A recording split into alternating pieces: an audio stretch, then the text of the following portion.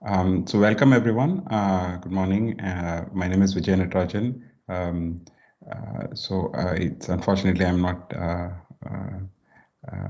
present there in CSA 254. So welcome to this PhD colloquium of Mohit Sharma. Mohit is has been working on his PhD on this broad topic of bivariate data visualization with a focus on topology-based methods for studying features of interest in scientific data, and has also developed very interesting operators to facilitate exploration of data sets from different science engineering disciplines. He will focus on one such application today. A little bit about Mohit. He got a bachelor's from the YMCA Institute of Science and Technology in Faridabad. Then he got a master's from IIIT Hyderabad. He has had an interesting career path where he has interspersed all his academic endeavors with a stint in industry. So he brings a lot of experience, having spent time at Amazon, DirectEye, and MediaTek, among other companies that I may have missed. So with that, let's hear Mohit talk about his PhD thesis. Over to you. Okay. Thank you, Vijay.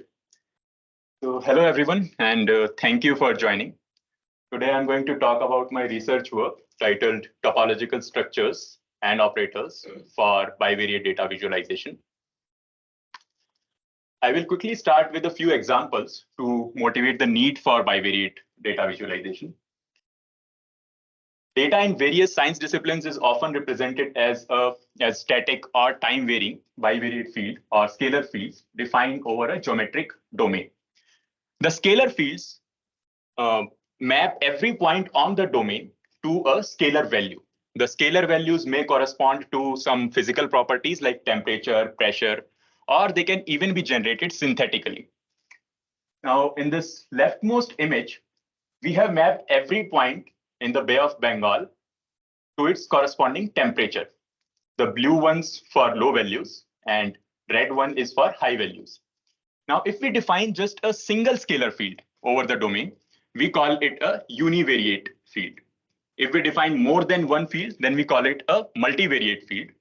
Bivariate fields are specific case of multivariate, where exactly two fields are defined over the domain. For example, here we have defined temperature and salinity over the Bay of Bengal. These two fields together are used to track water masses in the ocean.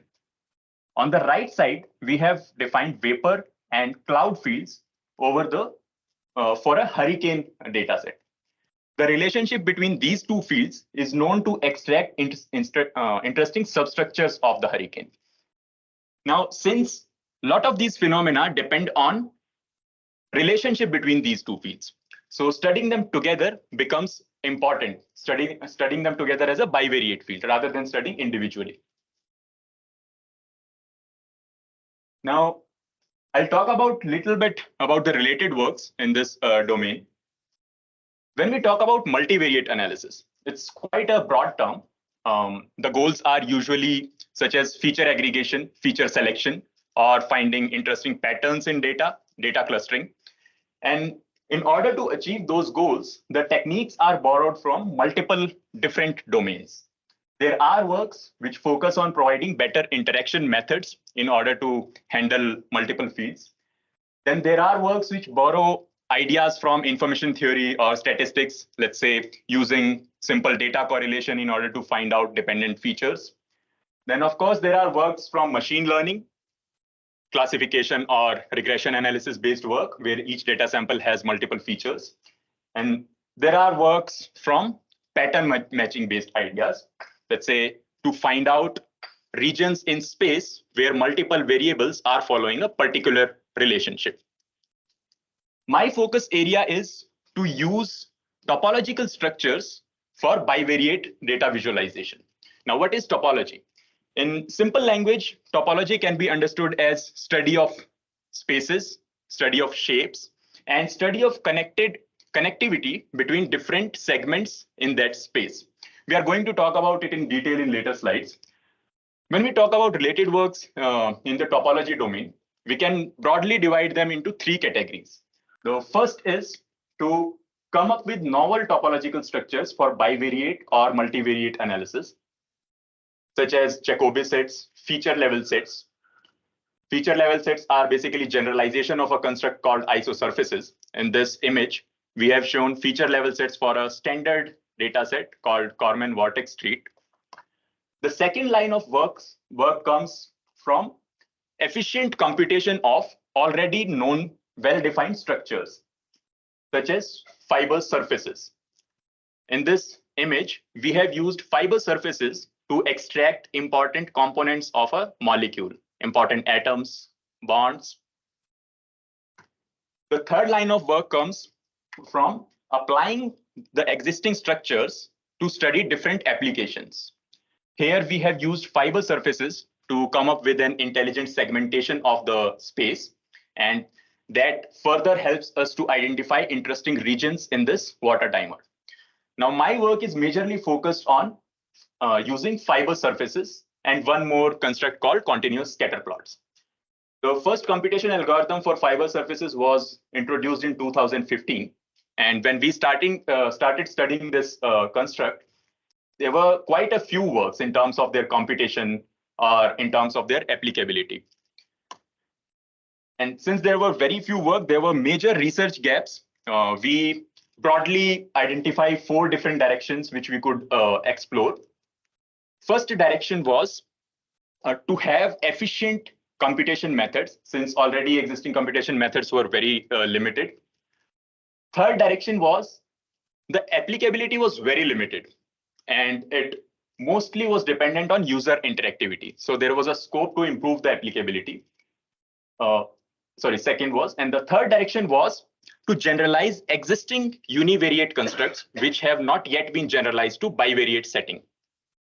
And last was simplification of existing constructs in terms of reducing noise or clutter. In last few years, we have touched upon all of these 4 points. We provided an output sensitive method for fiber surface computation. We provided novel methods for static and dynamic bivariate field analysis, which help in reducing the user interactivity. And we have showed their effectiveness in studying this application, electronic transitions. We have generalized 2 concepts from univariate, flexible isosurfaces to fiber surfaces, and a concept of univariate tracks to bivariate tracks. And we have been working on Jacobi set simplification for a specific case of Jacobi sets, where one of the fields is time. My contribution has been minor in the last work, just on the application side. I'll be discussing the first 3 points in detail in later slides. Coming to thesis contributions, our first work was focused on augmenting a contour tree. So contour trees are quite important topological structures. They have been used and studied for more than past 2 decades now, but still they are very relevant in the community. And we frequently see papers in terms of improving their computation and applicability. We focused on augmenting a contour tree on demand, and this work resulted into 10 to 20 times of savings in terms of storage space. And this work lays foundation for our first bivariate work, flexible fiber surface computation. In this work, we proposed first output sensitive method for fiber surface computation, and that algorithm inherently provides us a facility to compute the fiber surface components independently. Now, while working with these, while working with different data sets, we identified that there is a lot of user interactivity required to analyze different bivariate fields. And that brought us to our next line of work, where we used these fiber surfaces and another construct called continuous scatter plot. And we provided 2 novel operators which can query the bivariate field automatically rather than having an interaction with it. And we The guiding application used for this work and for the next work was electronic transitions. And both of these works were done in close collaboration with chemists from KTH Stockholm. And we were able to provide some good enough insights in the electronic transitions, which were useful to the chemists. The problem with this static analysis was that when number of features increase in data or number of time steps increase in data, then it becomes very difficult to analyze those many features or output of those operators manually. That brought us to our next work, time varying bivariate field analysis. Here we provided a summarized representation of all the features for all the time steps. And the method was inspired from a univariate construct called univariate tracks. Now I'll quickly elaborate on background for univariate analysis, and then we are going to extend these terms to bivariate domain. Here we have a two-dimensional spatial domain and a single scalar field defined over this domain. The blues are again the low values and reds are again the high values. If we want to extract all the points which map to a constant scalar value, then we call that set of points as level set or isosurface for higher dimensions. A level set can have multiple connected components. A single connected component we call as contour. The points where these contours or these level sets are changing topology, we call them as critical points. For example, here red ones are maxima where the level sets are originating. Green ones are saddles where they are merging, and blue ones are the minima where they are eventually vanishing. Now this evolution of level set topology can be captured in a simpler structure called contour tree. Here we have D as maxima and G as maxima. The level sets were merging at E in space. The same information is captured by these arcs. The arcs originating from D and G are joining at E. Now, interesting point to note here is that this contour tree segments our spatial domain or our scalar field into segments of consistent level set topology. That is, from D to E, every level set, every contour is just single connected component. Every level set has just one single contour. From G to E, again, one single contour. This information we are going to use in later slides when we are generalizing these concepts to bivariate. Now, if we, in this contour tree, we have just added the critical points. If we also annotate the arcs with the regular nodes where no change in topology is happening, we call this structure as augmented contour tree. Moving on to bivariate terms, if on a spatial domain we have defined more than one field, that is two fields, then we call it a bivariate field. In this figure, we have first field defined as z coordinate of every point. The second field is distance of every point from origin, and in inset we have corresponding contour trees for these two individual fields. Continuous scatter plot is a continuous two-dimensional histogram where the two axes correspond to two individual fields, that is F1 and F2, and every point on this continuous scatter plot is mapped to a color value. The color value signify that the darker color, the points with darker color have higher measure of occurrence. They are occurring more number of times in the spatial domain, these bivariate values, and the lighter means they are occurring lesser number of times. A fiber is bivariate analog of isosurface. Let's say in this figure, we have this pink surface, which corresponds to an isosurface for a scalar value for first field. And we have this yellow surface, which is an isosurface for the second field. The points where these two isosurfaces are intersecting, these points are called fibers, and they correspond to the set of points where we have a constant bivariate value. Now, in this case, this fiber corresponds to this black point in the continuous scatter plot. If we move this black point over this blue control polygon, we get a collection of fibers called fiber surface. And this polygon is called as fiber surface control polygon, or we'll simply be using the term control polygon for this. So this control polygon acts as an interesting tool to select interesting regions in our continuous scatter plot and then map them to spatial domain. Moving on to thesis contributions. Moving on to our first work, on-demand augmentation of contour trees. Just to highlight the relevance of this problem, there were these recent papers which focused on augmentation problem in different settings. One focused on parallel computation using a hyperstructure, and other focused on a variant of contour trees called merge trees to compute the augmented merge trees in a scalable setting. We focused on on-demand augmentation, that is, given the scalar field and corresponding contour tree as input, can we augment individual arcs of the contour tree with these regular nodes? We came up with a simple breadth-first search based algorithm for this, with some implementation level checks to handle the edge cases. And this work resulted into very nice savings in terms of storage space, because now we don't need to store the augmented contour tree on disk. We can simply compute it on demand in a good enough time.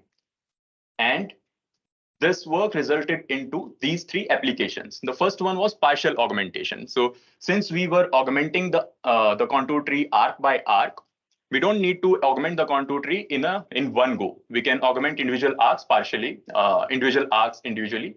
And if we have individual arcs augmented, we can identify the volumes in space corresponding to that particular arc. So if I want to just explore this arc, I can augment this arc and find out the corresponding volume in the space for this particular arc. The application I'm going to talk in a bit more detail is fast isosurface computation.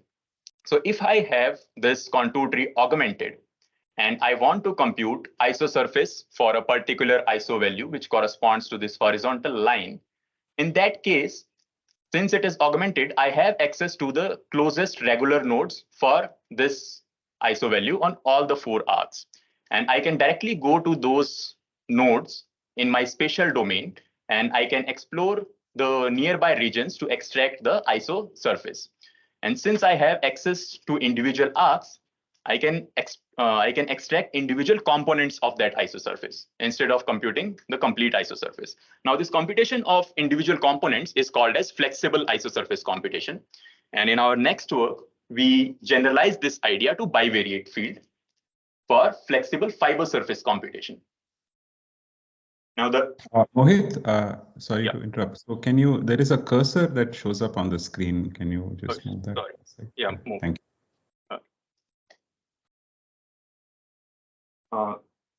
So the existing algorithm for fiber surface computation was using a brute force approach. It was traversing all the tetrahedra in domain.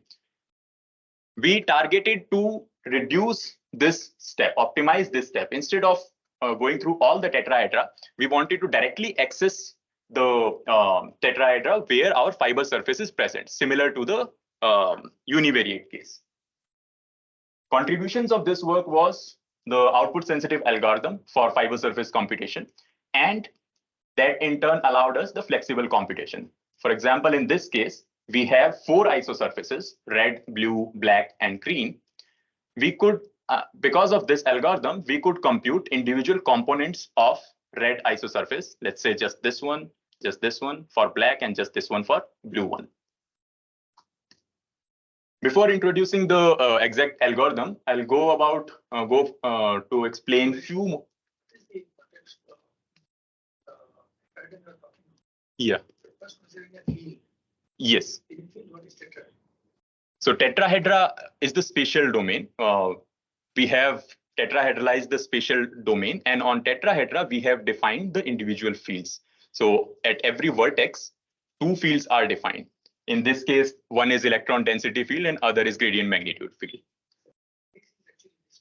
Yes, true. The thing is unstructured.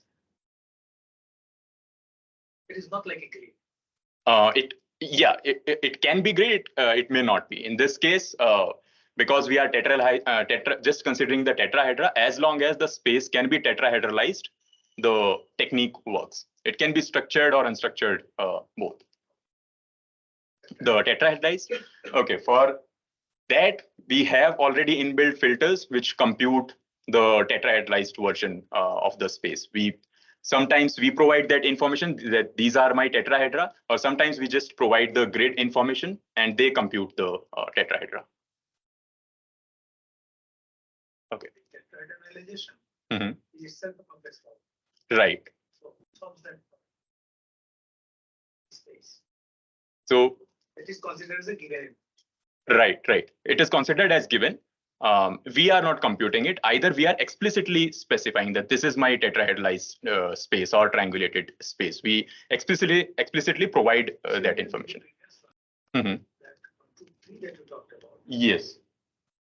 I find a sort of a circle. It's 30% of and you are considering the interval. Is it that what saving? No, otherwise, how do you know the critical? Okay, so since I know that, okay, this I can index these points in my spatial domain, that this is, let's say, some nth number point having a scalar value 6.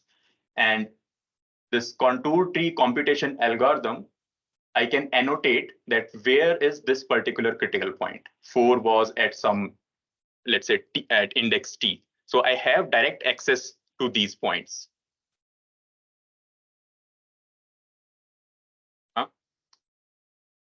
Determination of the critical. Right. Determination. So that, okay, that we just check the lower link, the neighboring vertices of a particular vertex. Assumptions about the field. Right. Okay. Is the assumption about? Sure. So we assume that the field follows all the Mohs properties. There are no degeneracies. Those assumptions are there, and in case they are not, we perturb the field in order to remove the degeneracies. But usually we don't have to go to the perturbation because the fields are designed like that, that every critical point is very well defined. There is no plateaus or any degeneracies. For a real some amount of noise, then we sure. Critical points will be just too many. Yes, that happens. So we have an metric on that. It's like a drop of rough surface. Right. A drop of rough surface.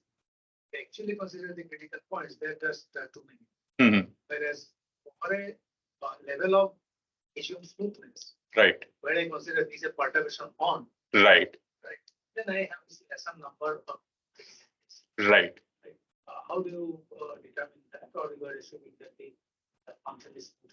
Okay, so that brings us to the how do we utilize if I have too many critical points? How do we utilize this contour tree structure in that case? So if we have too many critical points, then we have some simplification strategies of the field. We try to remove the critical points which are not too important. We try to smoothen out that field. Yeah, what is right. It is more than its value. It depends upon the nature of the function itself. Right. So how do you handle that, or it is not part of it? Okay, yeah, that is not part of this problem. So this problem just deals with given a scalar field and its corresponding contour tree, no matter how complex it is. We just want to augment the regular nodes on the arcs. But the question you are asking that is about if we have such a noisy field, how do we deal with it? How do we use it for analysis? There we have. If it is noisy, depending on the size of the space you're right. When in your temperature field. Right. So if you consider kilometer range or 1,000 kilometer range. Right. Then the meter scale is noise. Right. But if I consider meter scale, everything is. Right. So that depends upon the inherent nature of the phenomena. That's true. That happens a lot. So we deal with these things a lot in all the works, and it boils down to first we see what we are getting from that field, what kind of contour tree or what kind of different structures we want to analyze. If it is too complex, okay, do I need to simplify it or do I need to do some data manipulation? I want to consider it in segments instead of considering it as a very big data. So these points become part of the analysis, depending on what data set we have, and that happens a lot. Sure. Okay, this may come as the nature of the ultimately you are dealing with it. Right. Okay. Each node is associated with one values. It's a graph. Right. So if I have a very large graph, large number of edges, and because each node is associated with a value, right, the noisiness are you assuming in terms of something as the size of the graph, considering the total number of vertices in the graph over this space, then I don't get that size of the space. Right. So say in this particular problem, we are not actually bothered about the size. We just say whatever complexity, whatever size we have, let us augment it, and how much time it took. They are our bigger concerns. And if the size is very high, in that case, you can imagine that this augmented contour tree is going to take equal amount of space on disk, which is the data size, because every vertex is part of this this augmented contour tree. But if I just store this simpler structure, the size there reduces. So focus of this problem was that, and the points you have raised, they are very valid points. We constantly struggle with those points, and most of the times it depends on what type of application, what type of data is it, what can we do with that. So they are very common points. That when I consider this to be topological nature of the surface, okay, when I'm considering this contour trees, right, it sort of assumes that from one vertex to the other there is. Right, true. Okay. Right. So does it can't impose certain structure on the graph itself?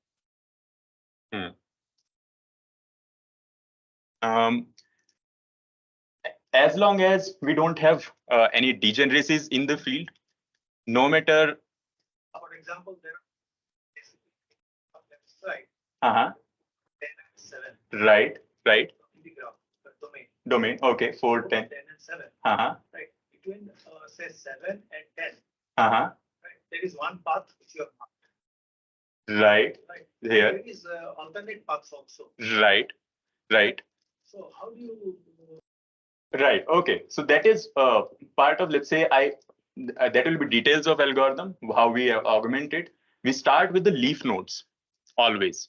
Leaves are either minima or maxima. They always have a unique direction to traverse.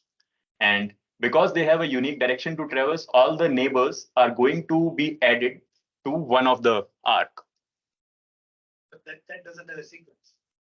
That has a sequence because the field values for, let's say, for 4, the neighbors are going. 4 to 10. Which are the other intermediate nodes? 4 to 10 intermediates are 5, 6, 8, and 7.1. Right. So ordering is done based on the value stored there. Ordering inside the arc? Yeah. As soon as we encounter some, we are able to visit some node, some neighbor, which is having higher value than 4 and lesser value than 10. If we have that intermediate, this intermediate check is passed, then we add that node to that arc. All the values are higher than 4. Yes, so all of them are added, and then what order? Yeah, that we sort. No, yeah. Sorted as per the value stored. Yes. So the inherent structure of the graph in terms of adjacency, right, sort of ignored in this. Okay, so they are how we have used the data structure inside our algorithm. We used some adjacency lists which were already ensuring these things which you are talking about. So that are those standards, or these are also some algorithmic nitty-gritties? No, they are standard things. Algorithm. So in terms of contributions, there were which arc to augment first, because that is dependent on this particular problem. We cannot augment, let's say, some intermediate arc if there was a node here. We have to start with the leaf. So they are specific to the problem, which augmentation order, how to traverse inside the spatial domain, where to stop, and depending on this triangulation structure, there is a possibility that we may miss some node. So in order to handle those edge cases, those were these algorithm specific details. Okay, sorry. That's fine. Okay. Yeah. So in this work, yeah, I was going through the backgrounds which are required specifically for this work. Here we have the same bivariate field, which I have described already. And in this image, this pink surface is the isosurface for one of the field. We call it as restriction, and restriction of the first field. And on this, we have computed contour tree for the second field. Now, if we compute such infinite restrictions and we stack them together and we compute contour trees for the other field on those restrictions, the stacking of critical points forms the Jacobi set. So, and the maxima and minima gives us the extremum edges. The green edge corresponds to the saddle Jacobi edge. And if we also retain the connectivity information between these critical points, that is the arcs between these 2 points, these critical points, and stack the contour trees, then we get a Reeb space. So this Jacobi set can be considered as bivariate analog of critical points, and Reeb space can be considered as bivariate analog of contour trees. Now this Reeb space is a two-dimensional structure, but it is difficult to visualize it in two dimensions perfectly. Here we have shown it in 3 dimensions. You can see that these 2 white and red surfaces of Reeb space are overlapping here. So exact shape of our bivariate field becomes difficult to analyze if we just project it on 2D. And the Reeb space segments the bivariate scalar field into segments of consistent fiber topology, similar to contour trees, where the contour tree arcs were segmenting our univariate scalar field into segments of consistent level set topology. Here, in every segment, this blue, red, and white, the fiber topology is same, and fibers either merge or they break when we cross this saddle Jacobi fiber surface. And saddle Jacobi fiber surface is just a fiber surface corresponding to the saddle Jacobi edge. Now, coming to the exact algorithm's intuition, the first idea was, can we extend the univariate analogy, that is, use counterpart of contour trees or Reeb graphs to compute the fiber surface in a faster manner, that is Reeb space. But Reeb space, as I mentioned, it has some representation issues in the 2 dimensions, and it has computational challenges. So that direction was not feasible, and we relaxed our requirement to using the critical points analog, that is Jacobi set, instead of Reeb space. So we have a limitation with Jacobi set that we don't know the connectivity information. We just have this information, that is edges. But on basis of just using this Jacobi set, we were able to come up with a 4-step algorithm. In this image, we have a control polygon UV for which we want to extract the fiber surface. And these are our Jacobi edges. The red, white, and blue are just shown for context. They are not available. So first challenge was, how can we identify the neighboring Jacobi edges similar to univariate counterpart, where we were having the neighboring regular nodes for an ISO value? How can we identify some the relevant Jacobi edges which can lead us to this control polygon? And that problem we resolved by considering a line passing through this UV. So this line is going to intersect at some Jacobi edges which are going to contain this particular one and this particular one, which are relevant for us because this control polygon edge is contained in this blue sheet. And they are also, the intersections are also going to have some extra intersection points. So the extra ones can either lead us to some extra seed tetrahedra, or they may lead us to some dead end. But we are for sure going to get the exact seeds which give us the correct fiber surface when we traverse through these intersection points. After finding out these intersections, inside our spatial domain, we run a directed search, which starts from the intersection point and moves towards the control polygon edge UV. As soon as we encounter a tetrahedra which is overlapping with either U or V, we store that tetrahedra as seed. And in our next step, we run a breadth-first search based modified search, which just traverses the neighbors of those seeds to extract the final fiber surface, which corresponds to this control polygon edge UV. Now, on basis of this algorithm, we were able to compute the exact fiber surfaces which the existing algorithm was giving. In the top row, we have continuous scatter plots, and these are the control polygons for which we want to extract the fiber surfaces. Qualitatively, they looked the same. We also ran some quantitative checks. They were also consistent. And we also provided a theoretical guarantee that this fiber surface is correct and we are not missing any component of this fiber surface. In terms of performance, we were performing really good if the Jacobi edges were comparatively lesser than the size of domain, because our algorithm is dependent on computing the Jacobi intersections. If the Jacobi edges number of Jacobi edges become very large, then our algorithm was not able to perform very well. Because you can imagine that if Jacobi set has the same size as the domain, that it is similar to running a brute force algorithm. And we had one more disadvantage, that the existing algorithm could be parallelized, and we were not able to compete with the parallel algorithm. But our algorithm was able to give a benefit in terms of extracting individual components of these fiber surfaces flexibly. So here we have a control polygon. Let's say this red one. This control polygon intersects with a set of Jacobi edges. When we visualize these Jacobi edges inside space, they form these nice clusters in the domain.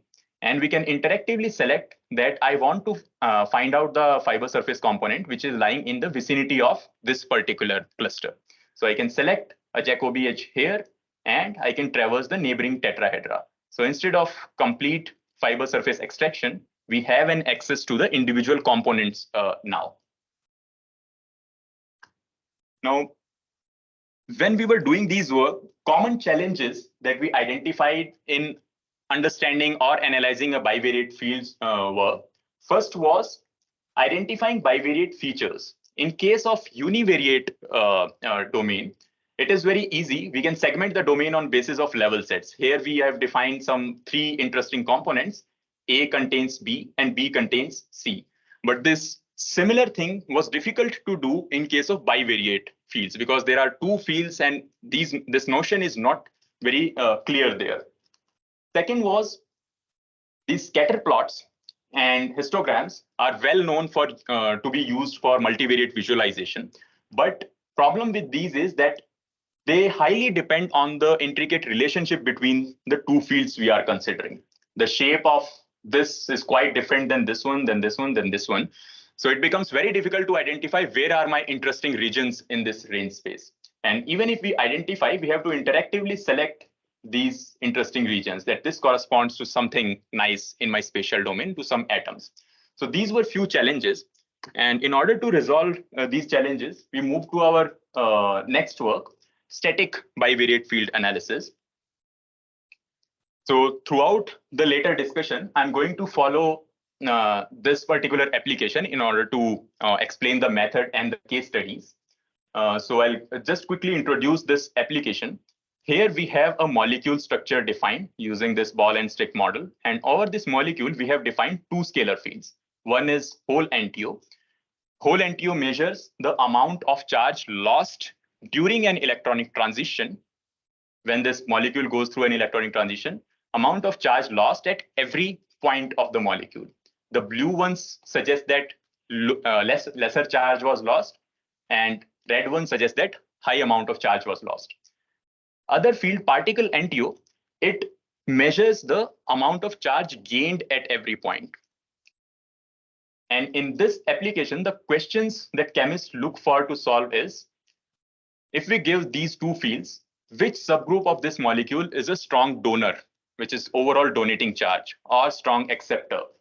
Or if we vary something in this molecule, let's say I change this atom to some other atom, or if I vary geometry of this molecule, how this donor acceptor behavior is going to change. So these were the questions we wanted to answer. Before we studied it as a bivariate application, these questions used to be answered using side-by-side analysis of isosurfaces, which is quite a complex process in itself, or using some statistical measures by computing how much overall charge was lost from this and how much overall charge was gained at the other point. But since these two fields have very nice relationship, charge is moving from one location to other location, and the fields are quite dependent on the spatial location of atoms. So it becomes a right candidate to study both the fields together. And after studying this application, we came up with two nice operators which can be directly applied to the range space. The first operator, the CSP peel operator, it takes our scalar field, the bivariate field, as input, does some processing on it, and gives us the corresponding range space distribution. We analyze those range space distributions, and we identify what is happening with that particular segment of the bivariate field. And this operator also helps us to quantify the CSPs in terms of application-specific properties, which was not there before. Another operator helps us to, the CSP lens operator, it takes range space as input and directly runs the queries on it, what we are trying to identify in that bivariate field. And it also helps us to provide a control polygon selection process. So previously, we were selecting them interactively. Here we are going to give an automatic selection process depending on the application we are studying. Moving to our first operator, CSP peel operator. So CSP peel operator is first domain directed axis of our exploration. Here we try to identify the features based on some extra information. As I mentioned earlier, that identifying these features is quite difficult in bivariate setting. But if we already know some information about the field, then we can utilize this information to identify our features which we want to analyze. In this particular application, we knew that bivariate field is dependent on the geometric location of atoms.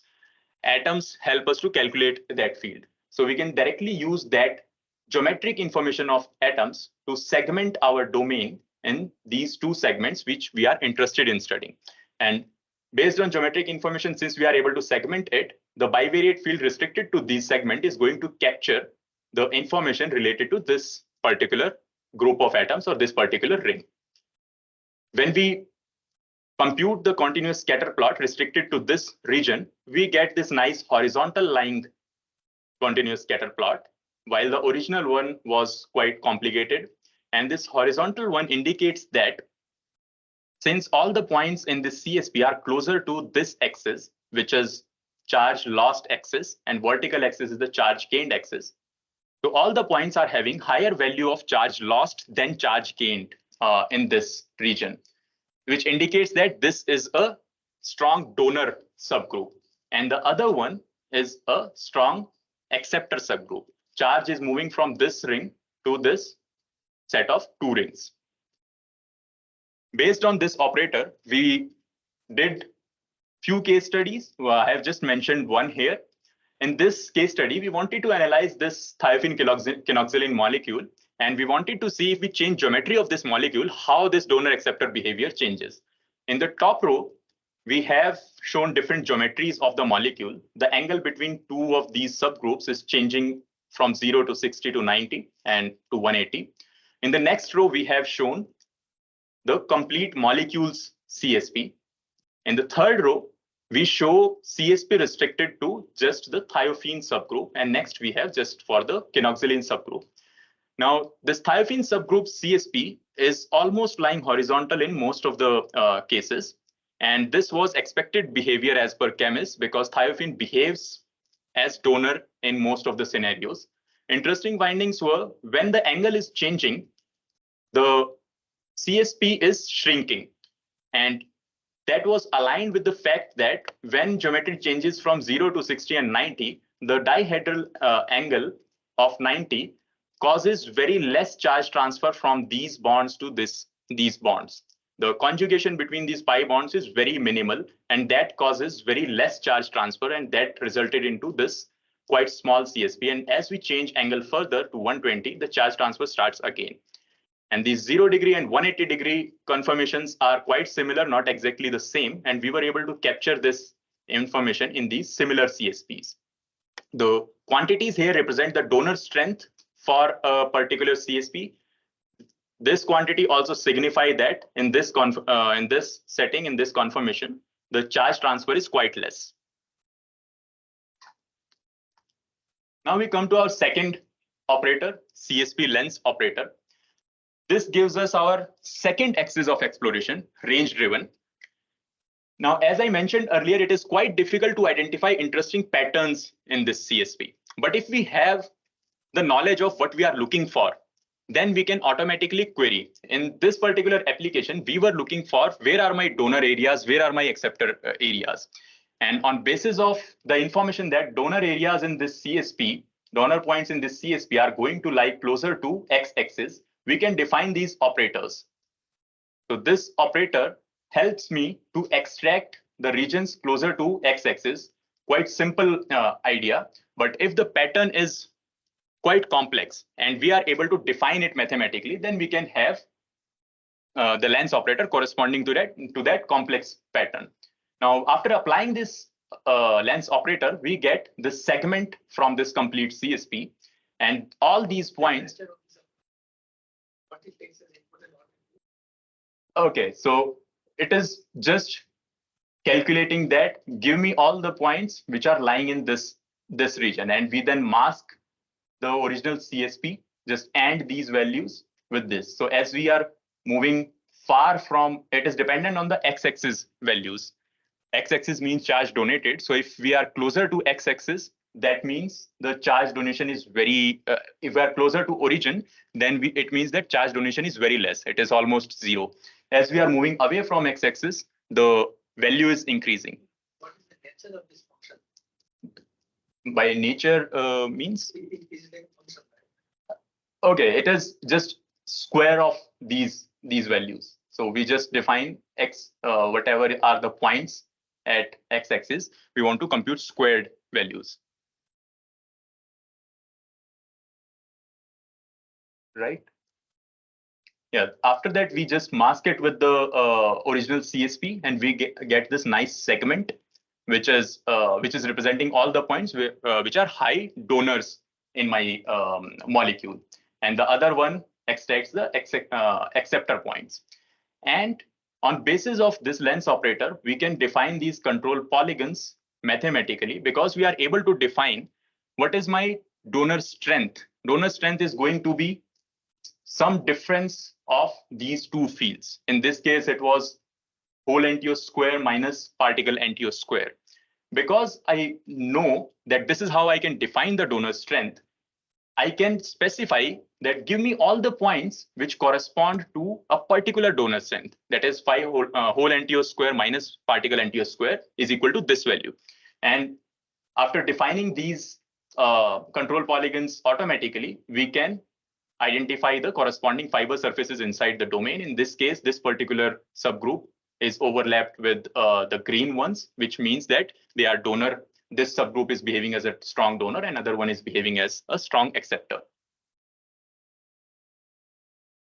Right. Now, the two operators that I discussed, they can be used independently and they can also be used together. In order to introduce the joint application of the two operators, I'll quickly introduce a framework called dual analysis of feature space and data space. So this framework suggests that all the multivariate analysis type of tasks can be categorized into joint interaction of feature space and data space.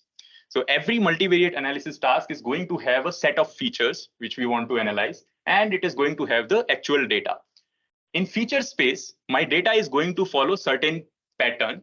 After visualizing that pattern, I may accept some of the points or discard some of the points from my study. Let's say I want to discard the outliers.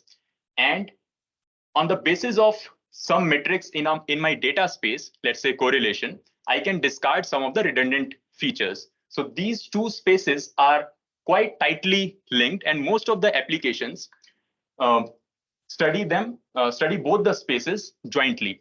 In our CSP operators, the CSP lens forms the feature space. The features we are trying to identify are donors and acceptors, and CSP lens operator helps us to interact with those features. Let's say to just extract the donor areas. And CSP peel interacts with the actual scalar field or the data space. Now, on basis of this idea, we can define two axes of exploration. On x-axis, we have all the lens operators defined. And on y-axis, we have all the peel operators defined. Now, particular type of analysis, a fine-grained analysis, is not possible if we just consider one operator. For example, if I just want to find out behavior of this kinoxaline subgroup, and I just apply CSP peel operator, then I get such a CSP, which is not horizontal, not vertical. So what is going on with this subgroup, it is not so clear. And if we just apply donor lens over the complete molecule, that is going to give me the donor area for whole molecule rather than just restricted to kinoxaline. Applying them together gives us a finer CSP, which is restricted donor CSP to this kinoxaline subgroup. And after applying these donor control polygons, we can extract what are the donor areas restricted to this kinoxaline subgroup. So certain part of this subgroup is behaving as donor, that is green, and rest of the part was behaving as acceptor. Now, if these instances which we are trying to analyze are very high, this geometric information, in this case, we just have few settings which we wanted to analyze, 0 to 180 and 1 relaxed geometry. But if they are very high in number, then it becomes very difficult to analyze them visually. We cannot manually look at all the CSPs. In order to resolve that problem, we came up with a summarized presentation of a large number of instances. That takes us to our next work, time-varying bivariate field analysis. In this work, we wanted to introduce a terminology which is similar to univariate fields. In univariate fields, let's say I have a time-varying univariate field for 3 time steps. These are my components which I want to track over time, A, B, and C. At T1, C breaks into D and E. At T2, D and E join to form F, and A breaks into H and G. This complete information can be represented in this type of graph structure. Here, the red nodes capture the hierarchical information. A contains B and B contains C. The blue nodes capture the evolution over time, evolution of these components over time. B is just consistent over time. C is breaking into D and D and E are then merging into F. Now, this type of where? Last G and B, yes, they are connected. Oh, sorry. Yeah, that's incorrect. Right. Sorry. Yeah, they should not be connected. Okay, so we wanted to extend this idea to bivariate domain. And in order to do that, there were quite a few challenges. Let us consider this time-varying bivariate field. Here at t equal to 0, we have whole NTO and particle NTO fields. And geometry of molecule is changing over time, and we have a lot of instances over time. Now, the features, what we want to analyze in this, we can again define them geometrically. In this case, we want to analyze particular atoms. So we can geometrically segment the features. The challenge was that if I have a CSP restricted to a particular atom, In that case, this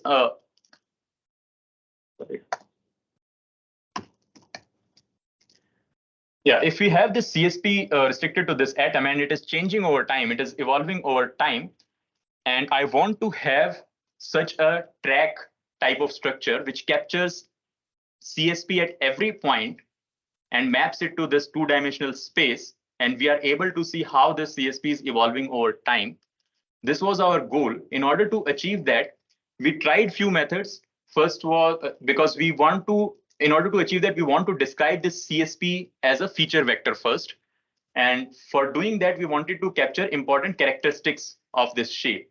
The first was, we thought was area is an important characteristics. Bigger CSPs mean more than the smaller CSPs. Orientation of the CSP is important. Symmetry, how symmetric it is or how elongated it is, that is important. But while we were trying to use these features, we were failing in some or the other point. They were not behaving so nicely across all the instances.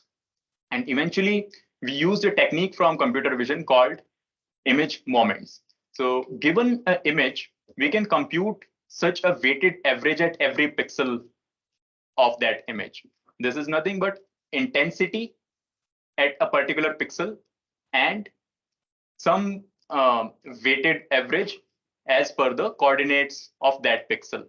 For example, if I want to compute a moment of order I plus j, I and j are going to vary. Let's say if I want to compute order 1 moment, I will be 1, order 2 moment, then I can take values 0 or 2, 1 or 1, 2 and 0.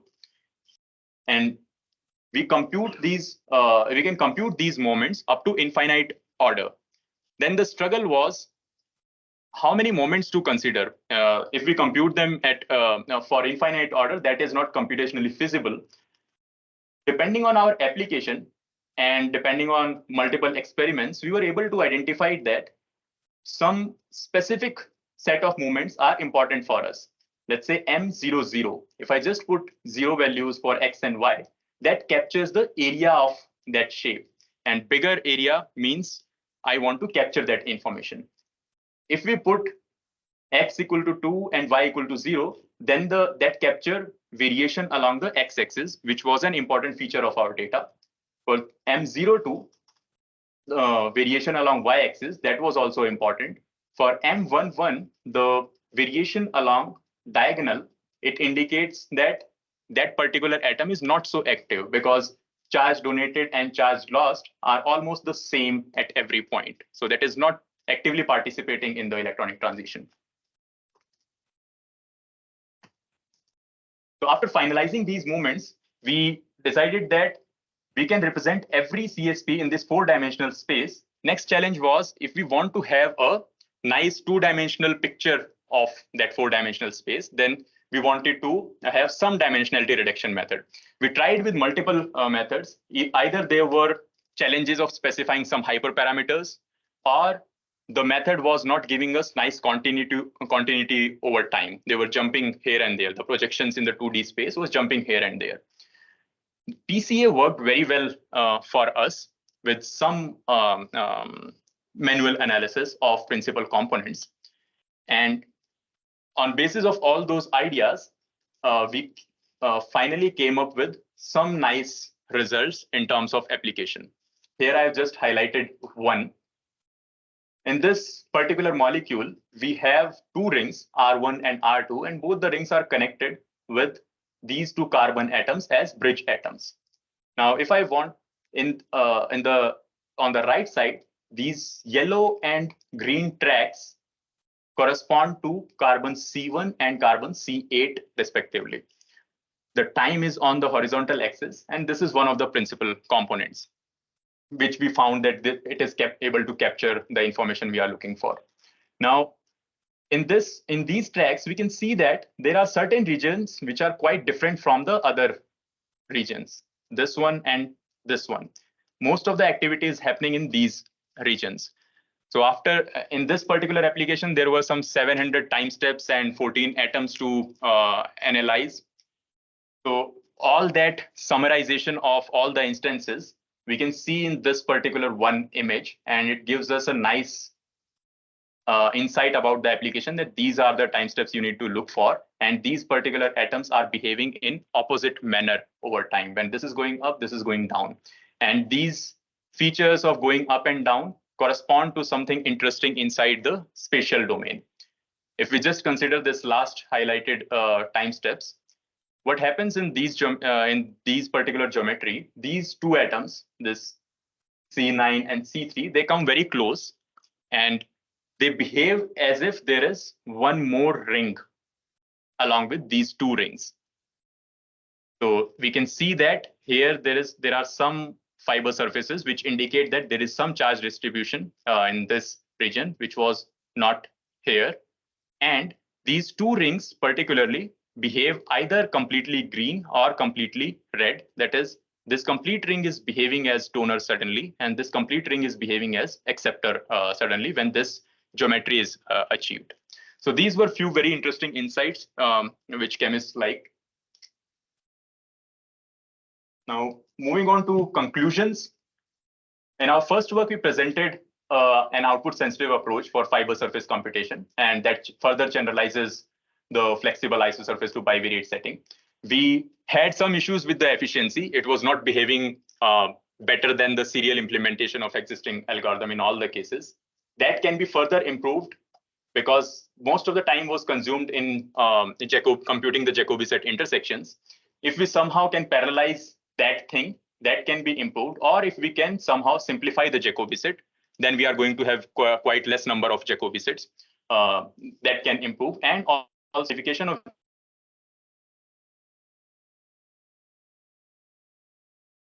intelligent manner, similar to critical points in the univariate setting. So important critical points mean something, they correspond to some feature in univariate domain. For static bivariate field analysis, the direction we proposed was quite novel, because before this, the CSPs were just analyzed, looking at them and interactively. Automatic querying of CSPs was not there. We suggested this control polygon selection method and a notion of bivariate features, which was not there. Currently, it is on the basis of some extra information which comes from the geometry, but we can also have some topological segmentation. Let's say segment the space on basis of one field, and then see how two fields are behaving in that particular segment. But those points are going to depend on the application-specific things. Future works involve applying these techniques to other applications. And for that, if we are able to somehow define the features, then that any application can be analyzed. The main problem is defining the feature. After that, we can directly apply the CSP peel operator. Or if we are able to define those operators, the lens operators mathematically, let's say in certain feature, I'm trying to extract this particular phenomena. If we can define that, the lens operator can be directly applied to the bivariate field. And next direction is to use these operators for multi-field data. Currently, it is just applicable to bivariate field. If we want to extend it to multi-field, then we have to explore higher dimensional CSPs and higher dimensional definition of these operators. For time varying field analysis, this is quite a novel approach. Time varying field have not been, bivariate fields have not been analyzed by this track-based representation so far. This generalizes the concept of univariate tracks. And we gave some very nice insights in this particular application using this method. Future directions involve, again, applicability of this particular concept to other applications. For example, in this particular application, we were able to identify these moments are important to us, the one which is capturing the variation along X or Y or diagonal. For other applications, it may not be true. So we need to somehow generalize it more so that any kind of CSP shape can be captured using these moments, or some different idea of capturing the shape. Last work last direction which I have not discussed is uncertainty. Many times it happens, as professor was also saying, noisy data, uncertain data, those things are very common. So somehow quantifying the uncertainty when we are calculating or computing these structures, that is one direction. There is one group which works dominantly on quantifying uncertainty, and there was a recent paper from that group to quantify the fiber uncertainty. Overall, I would say that understanding and having a good intuition of these bivariate structures is quite difficult. First is the theoretical side is not explored so much as the univariate setting. The structures are well established in univariate domain. But in case of bivariate, these fiber surfaces, how they are going to behave given any new field, that becomes very difficult to have an intuition for. In the end, I would like to thank all the co-authors and all the collaborators. First of all, my advisor, Professor Vijay Natarajan. I have spent a lot of time with him on intense research discussions. Then I would like to thank Professor Ingrid and Talha from Linköping University. They gave very valuable inputs in framing the methods for our last two works, static bivariate analysis and time-varying bivariate analysis. And a PhD student from Linköping University, Singna, she provided us the data set for our first static bivariate analysis work. And then Professor Matthew and Nana from KTH Stockholm, they helped us on the chemistry side of the things, whether we are going right or wrong. And in the end, I would like to thank everyone who attended and took time from their busy schedules to listen to me. If you have any questions, I'm happy to take them.